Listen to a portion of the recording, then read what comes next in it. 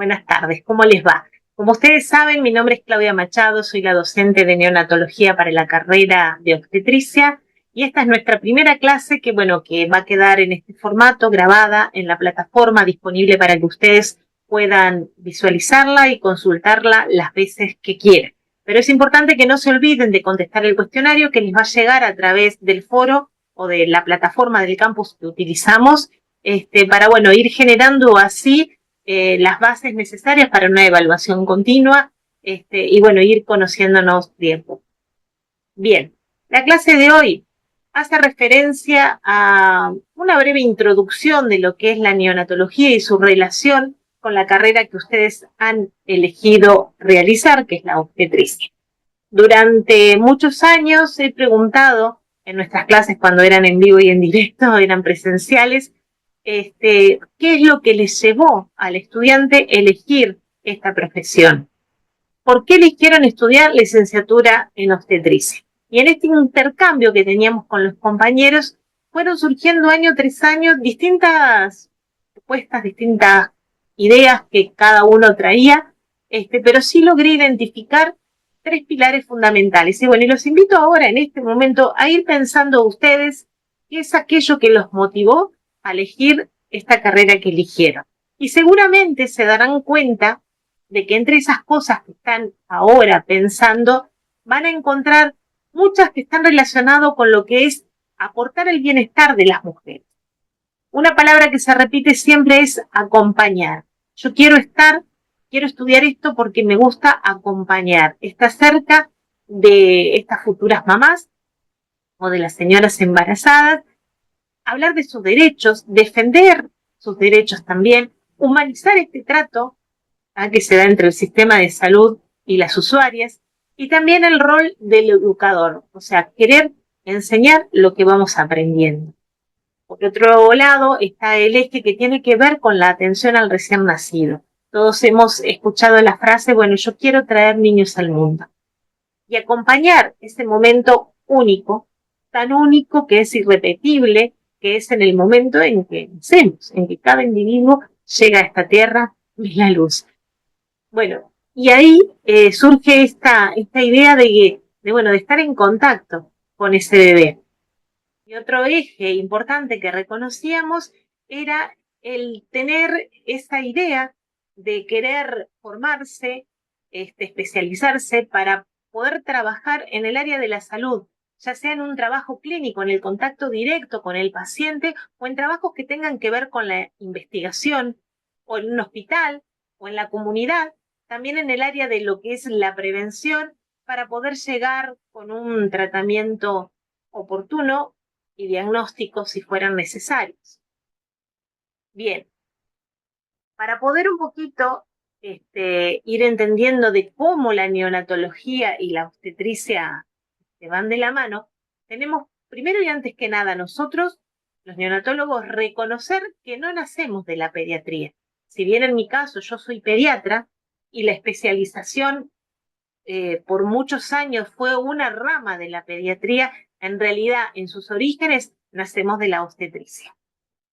En cuanto a lo que es la neonatología, es una especialidad médica que se dedica al cuidado del recién nacido sano, también al recién nacido enfermo, al críticamente enfermo, muy gravemente enfermo, a los diagnósticos y a su tratamiento.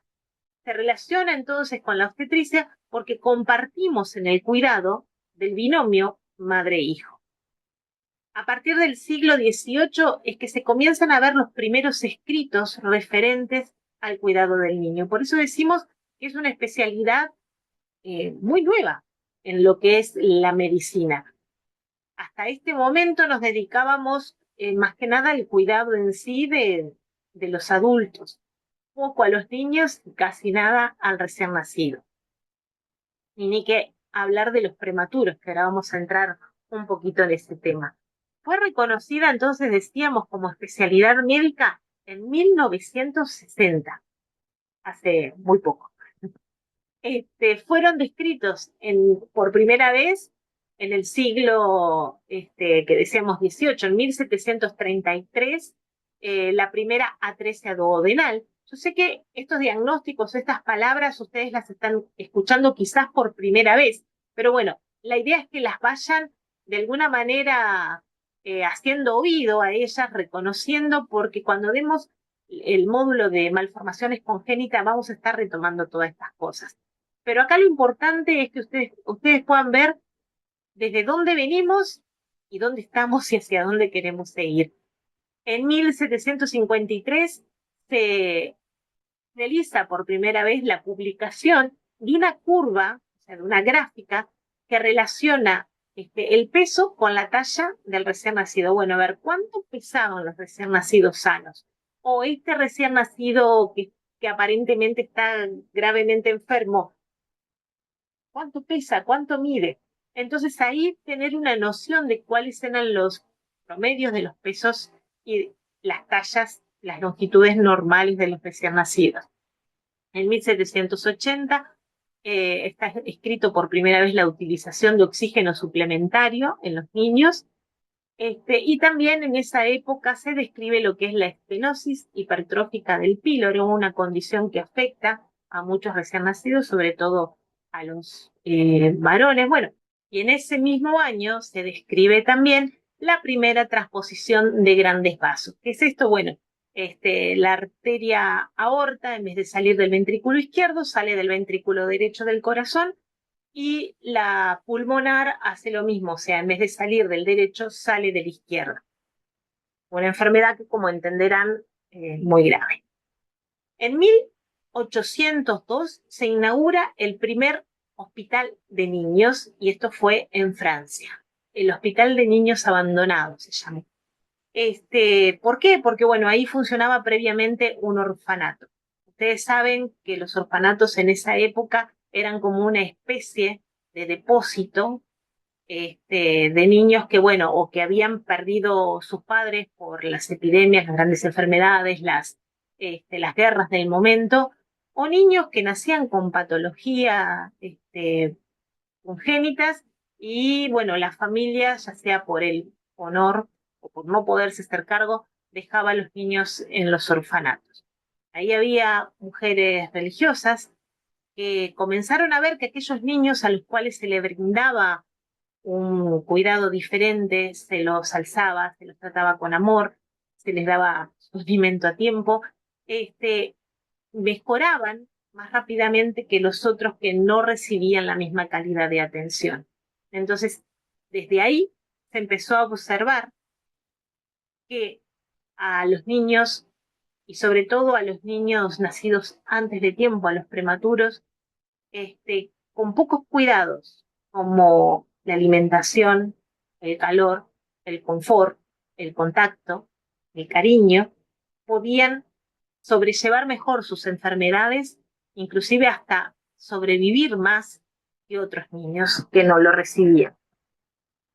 De ahí, de este año y de este hospital, es de donde surgen numerosas descripciones sobre las patologías neonatales. 50 años tuvieron que pasar para que se abriera el segundo hospital, estamos hablando a nivel del mundo, ¿no? El segundo hospital de niños, y esto fue en Londres, en 1852. Y 2 años más tarde, en 1854, Estados Unidos entonces tiene su hospital de niños también, el Filadelfia. Pero Inglaterra fue el primer país del mundo en obligar en declarar el registro, de declarar cada nacimiento, eso que hoy las obstetras, las parteras hacen de una forma tan rutinaria, que, bueno, que nace un niño y se le hace el certificado de nacido vivo, eso surge ahí en Inglaterra, en 1836, en donde se obliga por primera vez que haya un registro de los nacimientos. En ese momento se nacían niños y podían no saberse de quién, podían perderse, podían, bueno, pasar muchas cosas con ellos, porque no había registro de los mismos. Pero Inglaterra también tenía un comunicado en esa época que me llamó muchísimo la atención cuando estaba estudiando sobre este tema de la historia de la neonatología, que era referente a los prematuros, publicado en el libro Comentarios de las Leyes de Inglaterra, donde decía, como ustedes pueden ver, que los prematuros son monstruos, mitad humanos y mitad bestias, sin derechos a heredar a sus padres. Una declaración que hoy en día para nosotros es muy fuerte. Y más para aquellos que hemos dedicado nuestra vida, nuestra carrera, nuestros conocimientos, nuestros esfuerzos en poder sacar adelante a niños que nacen antes de tiempo prematuro. Pero la realidad es esta, y es también de que hace no mucho tiempo, prematuros de 1.500 gramos eh, fallecían y bueno, y no había mucho que ofrecerles. Pero fueron pasando distintas cosas en los avances de la medicina que hicieron posible que hoy en día tengamos prematuros de 23, 24 semanas que sobreviven, que pesan alrededor de 500 gramos, 600 gramos, que les va bien. Y eso, bueno, se debe a distintas cosas que ahora vamos a ir comentando, pero esta frase realmente me impactó. Los consideraban mitad humanos y mitad bestias. Entonces, como les decía al principio, que debemos reconocer que la Escuela Francesa de Obstetricia, a la cual le debemos los avances que tienen que ver con la neonatología de hoy en día. Y es la cátedra del profesor Stéphane Tarnier en París, en donde emergen los grandes avances que sientan la base de esta especialidad, como la conocemos actualmente. Otros puntos importantes: en 1857 se documenta la creación de la primera incubadora. La historia también de la incubadora es bastante curiosa. Al que le guste leer, investigar, recomiendo que lo haga, o le pregunta al chat GPT cómo surgió esta incubadora y se van a enterar que en realidad lo que se usó fue la misma incubadora, incubaban pollos. Con el mismo mecanismo se dijo, bueno, si esto sirve para los pollitos, ¿por qué no pueden servir para los niños prematuros? Y bueno, y funcionaron.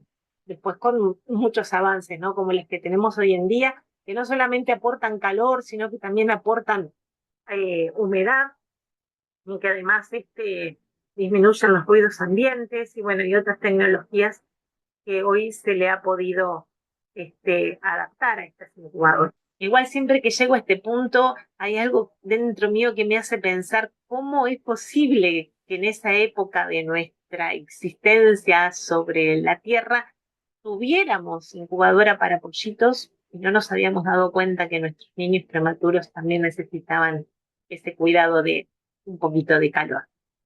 En 1891 se introduce la oxigenoterapia y la alimentación de los recién nacidos prematuros a través de lo que es distintos dispositivos de sondas de Cabage. Esa palabra es una técnica en donde se pasa una sonda una sonda es un tubito que llega hasta el estómago y a través de lo que sería gravedad se deja colgada la alimentación, la leche, y va pasando directamente hacia el estómago. En 1892 se establece la clasificación de los recién nacidos en pequeños y grandes según su edad gestacional. O sea que hasta ahora teníamos recién nacidos que podían estar más o menos dentro de lo que eran las tablas normales que se habían estudiado, pero a partir de este momento ya podemos decir, bueno, para la edad gestacional, para los meses, ¿no?, que lleva este niño intraútero y ahora nace, su peso es adecuado o no, o es un peso mayor al que yo esperaba, o es un peso menor al que esperaba. Bien. Se establece además, bueno, lo que estábamos diciendo de la temperatura de los recién nacidos, que se podía también utilizar botellas de vidrio con agua caliente para prevenir el enfriamiento. En 1907 se describe la tetralogía de Fallot, que es otra enfermedad congénita cardíaca, y en 1808 se realiza la primera transfusión de sangre en casos de enfermedad hemorrágica en recién nacidos. Esto también es una patología que vamos a estar viendo juntos. En 1953 aparece la doctora Virginia Apgar, que no fue pediatra, que no era neonatóloga, sino era anestesista, pero muy observadora, y fue la que describe y aporta, y lo usamos hasta el día de hoy, el test de Apgar, en donde ella veía que niños con determinadas características vitales, ¿no? Ella miraba el color, la frecuencia cardíaca, la reactividad de ese niño, le estaba de alguna manera anunciando si era un niño gravemente enfermo o un niño, o sea, y un niño que requería una actuación inmediata de atención, y también si era un niño que podía llegar a tener secuelas a futuro, producto de alguna complicación en el momento del nacimiento, o todo lo contrario, un niño completamente vigoroso y que gozaba de muy buena salud. Vamos a ver el test de Apgar también. Ustedes creo que ya el año pasado en el introductorio de neonatología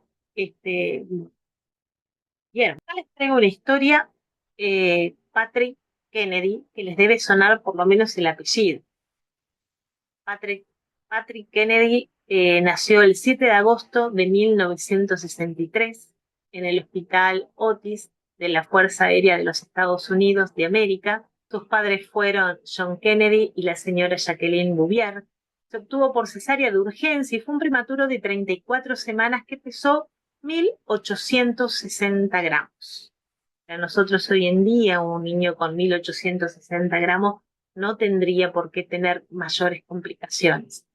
Desarrolló en ese momento una insuficiencia respiratoria severa en el periodo inmediato al nacimiento.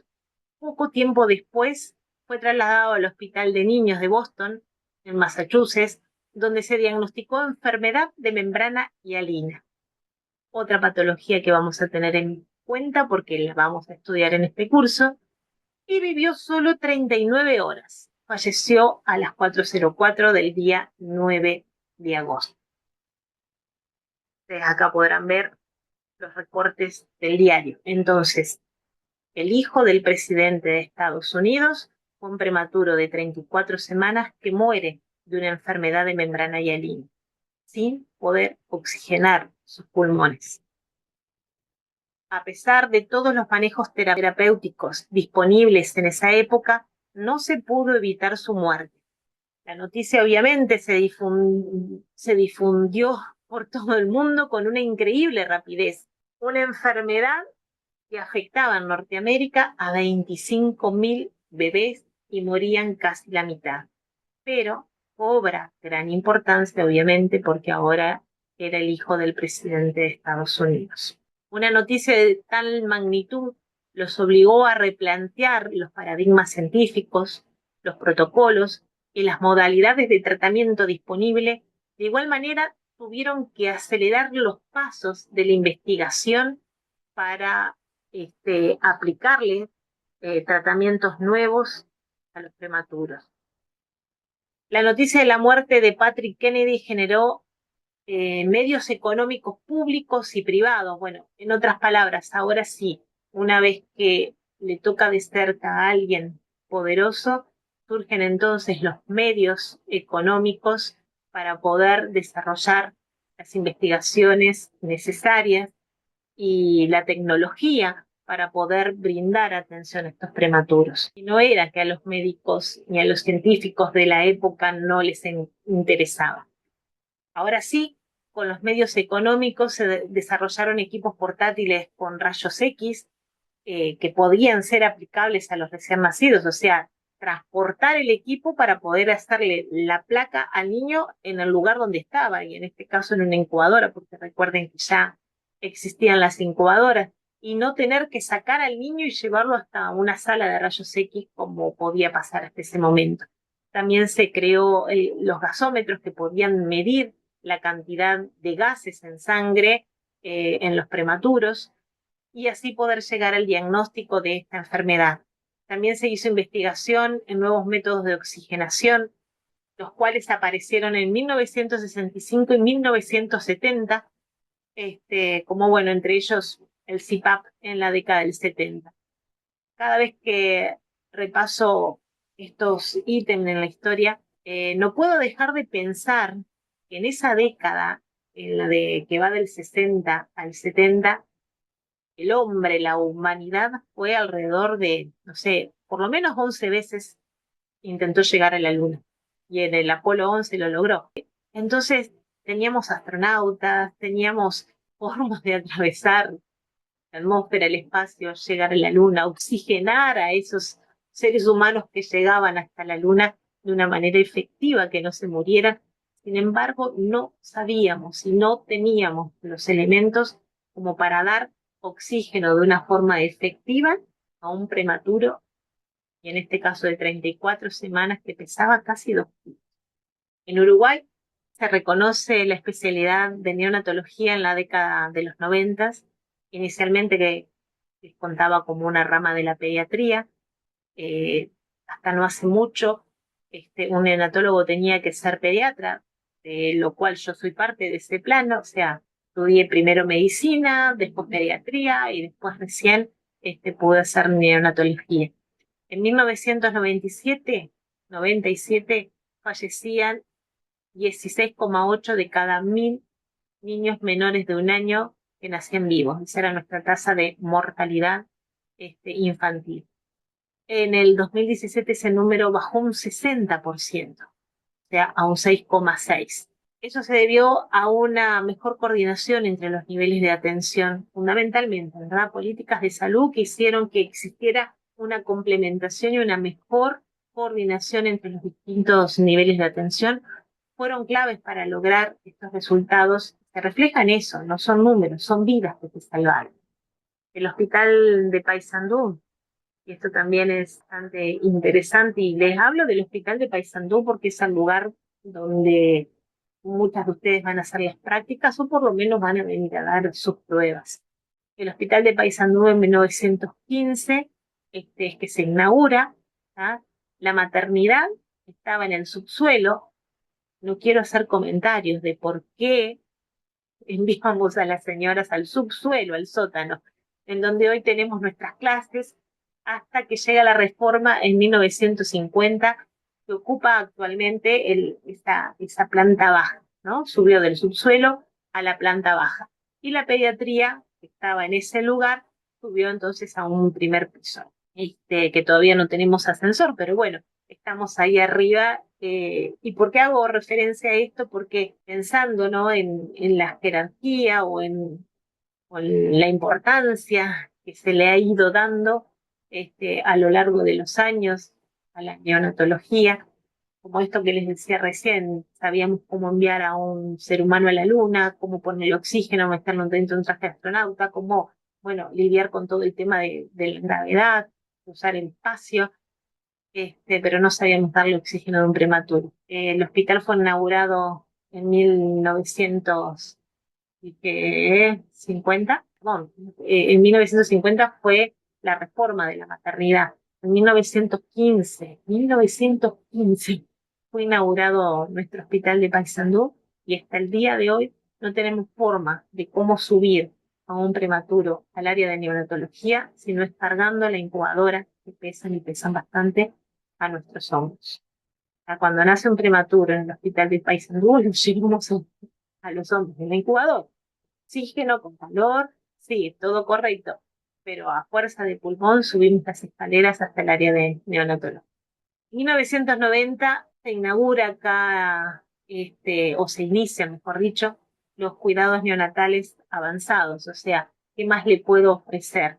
Ya no solamente el cuidado mínimo de todo recién nacido, sino que, bueno, ahora cuidados avanzados, que posteriormente termina siendo lo que hoy conocemos como UCEPIN, que es la Unidad de Cuidados Intensivos o Especializados Pediátricos y Neonatales. UCTI neonatal también es pediátrico, pero para lo que nosotros estamos hoy conversando, nuestro CTI neonatal está funcionando, o sea, el de nuestra región está funcionando en el sector privado, con un convenio con el sector público, que bueno, implica que todo recién nacido del área de Paysandú, que tenga alguna patología que requiere CTI, puede ser tratado aquí en nuestro departamento. Actualmente en el hospital de Paysandú sí contamos con salas de nacer, con un alojamiento conjunto que fue todo reestructurado y que ustedes van a poder observar que funciona muy bien.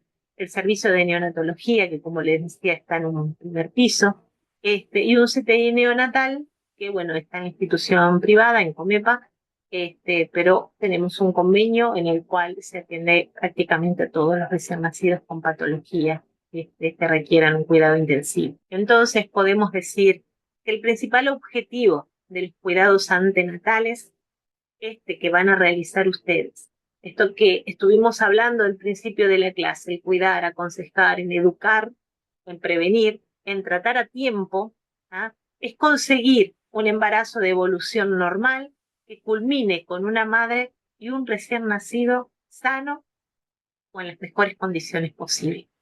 Por eso estamos abocados a, bueno, a aprender, y este es el momento de ustedes, para empezar a adquirir todos los conocimientos que tienen que ver con este cuidado del recién nacido. Bien, hasta aquí entonces la importancia de la neonatología en obstetricia. Vamos a estar hablando entonces lo que le sucede a la madre y entendiendo que eso va a tener sus efectos sobre el futuro recién nacido. Vamos a dividirlo en distintos ejes, en donde el primero tiene que ver con el desarrollo embrionario y fetal normal, pero también vamos a hablar de embriopatías y fetopatías, como malformaciones congénitas, teratógenos. Después va a llegar el momento del nacimiento y vamos a estar hablando sobre la adaptación a la vida extrauterina, el recién nacido normal, el sano, el que todos esperamos, el que está bien, pero también tenemos que sí o sí abocarnos y aprender cómo es la recepción y la reanimación de un recién nacido con patología. Hablaremos sobre la asfixia perinatal y la depresión neonatal. Para eso tenemos también que saber hacer una correcta evaluación del recién nacido y cuáles son los factores de riesgo. Y por último estaremos hablando de este recién nacido en el alojamiento conjunto previo al alta y todo lo que tiene que ver con la puericultura que haremos en el alojamiento junto a la mamá. En este curso, entonces, ¿qué instancias evaluatorias tendremos? Bueno, vamos a ir evaluando según las asistencias, la asistencia a las clases teóricas, el visualizar estos videos, los talleres, la práctica, y para mí algo fundamental, lo que llamamos evaluación continua, ¿no? ¿Cuál es la intervención de ustedes? Si presentan o no los trabajos, si realizan los cuestionarios, bueno, todo eso para mí es muy importante y en evaluación y muchas veces al momento de definir una nota final, podemos ahí de alguna manera mejorar la calificación o darle un promedio mejor en función a esa evaluación continua. Los parciales van a ser 2 y tienen que tener un valor de aprobación de un 60%. Y por supuesto va a haber una prueba final, donde va a haber inicialmente una prueba escrita, múltiple opción, ¿tá? Y una segunda instancia, o sea, tienen que aprobar la primera parte para pasar a la segunda, y en esa segunda instancia puede ser oral o pueden ser preguntas semiabiertas escritas. Esto va a depender también del número de personas anotadas para este examen final. Pero ustedes tienen que estudiar siempre como que van a dar un horario. Bien, termino entonces acá esta primera clase o esta primera charla, que en realidad estuvimos haciendo una introducción a nuestras materias, contándoles que una noche de guardia en el hospital suena el teléfono del cuarto médico, bien de Claudia, y del otro lado la voz de una compañera, una partera que estaba de guardia, y me cuenta que había llegado una chica de 16 años cursando un embarazo que creía ella de 23 semanas, dado que tenía un solo control, todavía no tenía hecha la ecografía, y tampoco iba a entrar como una ecografía precoz porque ya tenía 23 semanas. Esto era sobre un cálculo de su última menstruación, por lo tanto podía ser más chico o más grande. Pero bueno, esto fue los datos que puede recabar mi compañera la partera, pero me dice los padres la quieren. Así, ¿qué hacemos? ¿Y qué respondió Claudia? Lo que respondo siempre en cada guardia, cada vez que se presentan casos, estamos ahí en el límite de la viabilidad, en el límite de lo posible y lo imposible. Y mi respuesta es, hacemos todo. Hacemos todo. Terminó en una niña de 23 semanas, que pesó 665 gramos, que logramos reanimarla ahí en la sala de nacer del hospital. Por lo general, estos niños tratamos de trasladarlos en útero a la institución en la cual contamos con un CTI neonatal para que sea recibida en las mejores condiciones y rápidamente ingresada en la unidad neonatal. En este caso, bueno, no dio el tiempo y bueno, y acá nació Ámbar, que hoy por hoy es una niña, ya va a la escuela.